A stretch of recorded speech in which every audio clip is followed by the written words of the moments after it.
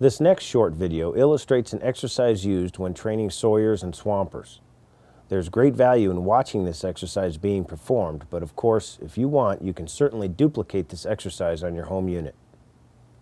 Review the SimLim top drop job hazard analysis before commencing this exercise. Follow all chainsaw safety procedures. Did you know that over 90% of chainsaw injuries that occur happen from overhead hazards while cutting? Watch this practice scenario and give it a try. This exercise is called a SimLim top drop, or simulated limb. It utilizes a soft simulated limb, a flagpole, a release line, and a chainsaw with the chain removed.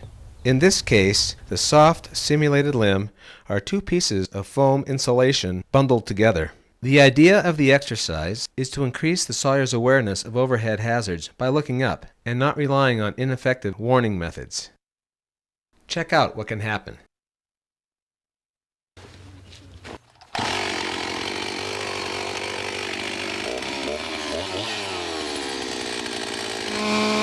Let go!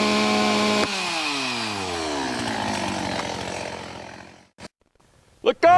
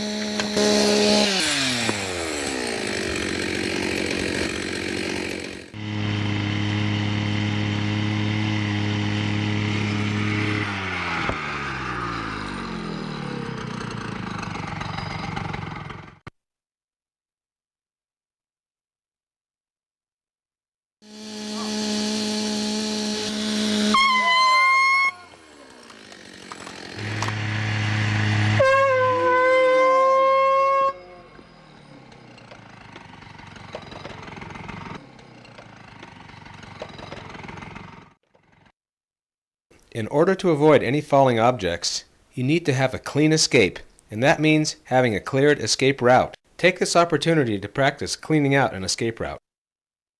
And you can't depend on anything.